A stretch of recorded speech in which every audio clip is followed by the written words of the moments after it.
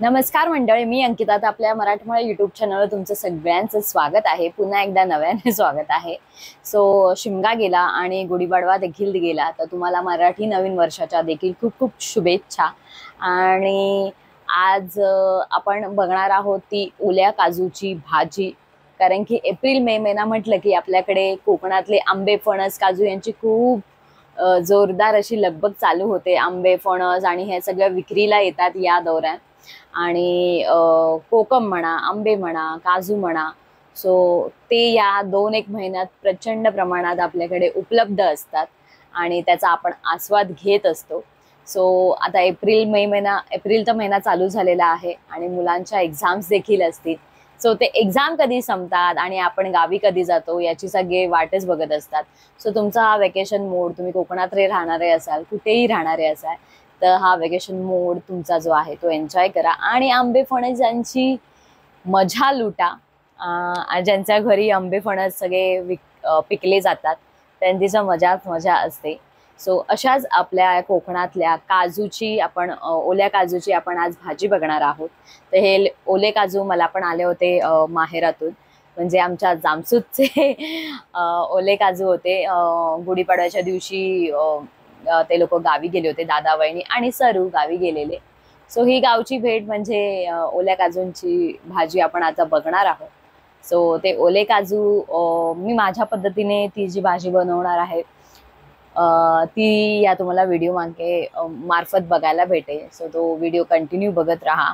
तुम्ही काही वेगळ्या पद्धतीने बनवत असाल तर तेही तुम्ही एकदाही नक्की ट्राय करून बघा. आणि येस, तुम्ही इंस्टाग्रामवर मला फॉलो करत असाल किंवा नसेल फॉलो करत तर मी डिस्क्रिप्शनमध्ये त्याची लिंक देते आणि माझ्या इंस्टाग्रामवर तुम्ही सर्च केलं तरी तुम्हाला इझिली मिळून जाईल. आणि मला इंस्टाग्रामला नक्की टॅग करा जर भाजी तुम्ही बनवली असेल, ओल्या काजूची भाजी. आणि आंबे वगैरे तर येतच असतील, आंबे पण आलेला आहेत.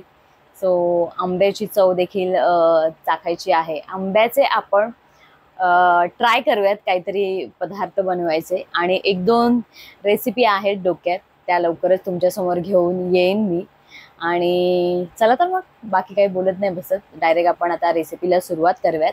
आणि ओल्या काजूची भाजी तुम्ही नक्की ट्राय करा. चला आपण आता रेसिपीला सुरुवात करू. तर मंडळी, इथे आपण घेतले ते ओले काजू. हे ओले काजू आपण कापल्यानंतर गरम पाण्यात थोडेसे उकळून त्याच्यावरची जी साल आहे ती काढून घेतलेली आहे.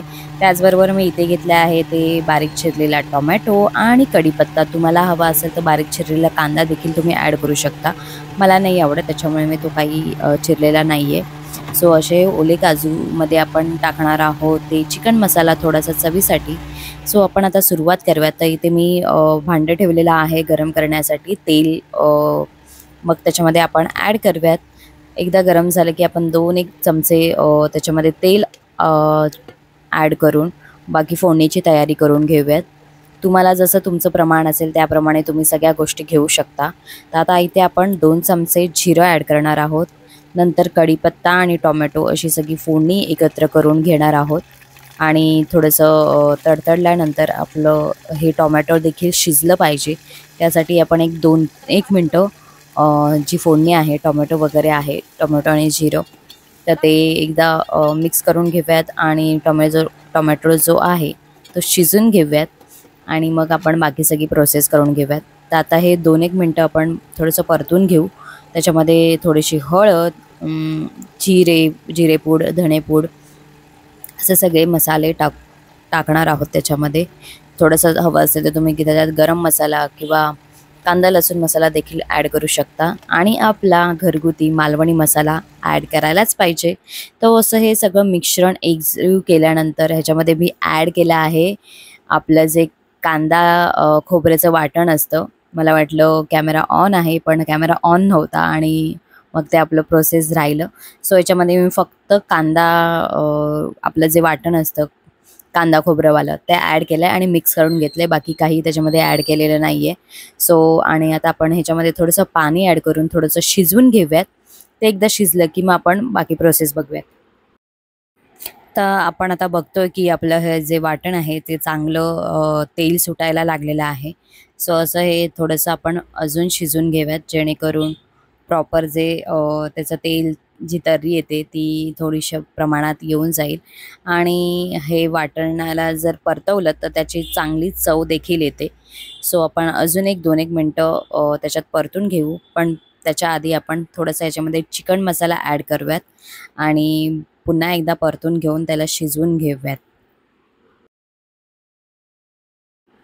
आणि हे बघा, आपली आता ही जी वाटण आहे जे परफेक्ट शिजलेला आहे आणि त्याला प्रॉपर असं तेल देखील सुटलेलं आहे.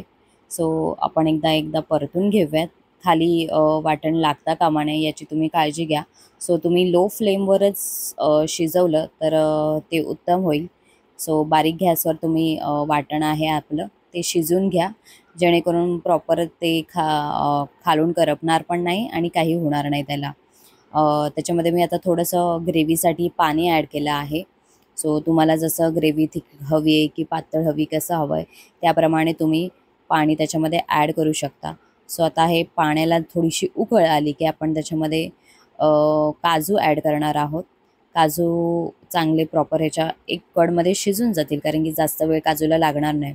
आणि तुम्ही बघत असाल तर आपले मस्तपैकी असे हे काजू आहेत आणि आपली जो रस्सा आहे त्याला उकळ देखील आलेले आहे. सो आपण आता हे ओले काजू आहे ते त्याच्यामध्ये ॲड करून घेऊयात आणि मस्त अशी ही भाजी आपली 2-1 मिनटात शिजवून रेडी होईल.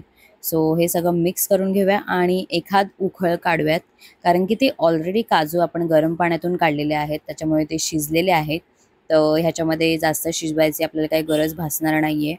सो 2-1 मिनटानंतर आपण प्रॉपर अशी भाजी आपण शिजवून घेऊयात आणि त्याच्या आधी आपल्याला शेवटचं म्हणजे इम्पॉर्टंट मीठ राहिलं होतं, ते पण ॲड करायचं बाकी राहिलं होतं. सो एक अर्धा 1 चमचा मीठ मी त्याच्यामध्ये ॲड केलेलं आहे. चवीनुसार तुम्ही त्याच्यामध्ये मीठ ॲड करा आणि आता आपण पुन्हा एकदा मिक्स करून घेऊयात आणि भाजीला एक उकळ येऊ देऊयात आणि मग सगळं रेडी असेल आपली ही काजूची रस्सावाली भाजी खायला तयार. तर मंडळी, आपल्या ह्या रस्स्याला मस्त अशी उकळ आलेली आहे. सो त्याच्यामध्ये आपण टाकणार आहोत कसुरी मेथी. सो एक त्याने पण एक चांगला असा फ्लेवर येतो. कोथिंबीर पण तुम्ही ॲड करू शकता, पण मी ते माझ्याकडे अवेलेबल होती त्याच्यामुळे मी ही टाकली आहे. सो अशा प्रकारे मस्त आपली काजूची भाजी रेडी झालेली आहे आणि तुम्ही नक्की ट्राय करून बघा आणि मला नक्की कळवा कशी झाली होती ती. सो तुम्हाला हवे असेल तर तुम्ही अजून पाणी देखील ॲड करू शकता. आणि आता आपली ही काजूची भाजी तुम्ही बघताय किती छान दिसते. सो आपण आता हे मस्तपैकी जेवायला घेऊयात काजूची भाजी. नक्की ट्राय करा आणि मला नक्की कळवा.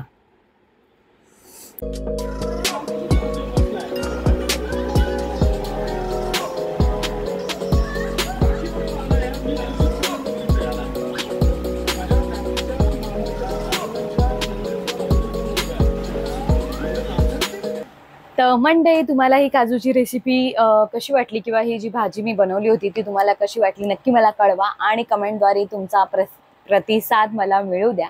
सो येस, जसा वेळ मिळत जातोय तसं आपण हे करत जाऊयात.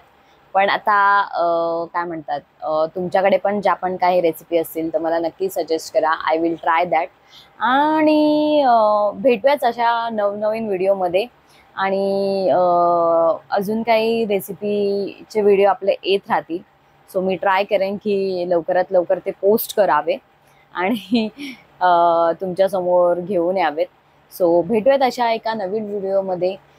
तोपर्यंत तुम्हा सगळ्यांना पुन्हा एकदा नवीन वर्षाच्या हार्दिक हार्दिक शुभेच्छा. सगळ्यांना tata, bye bye, take care.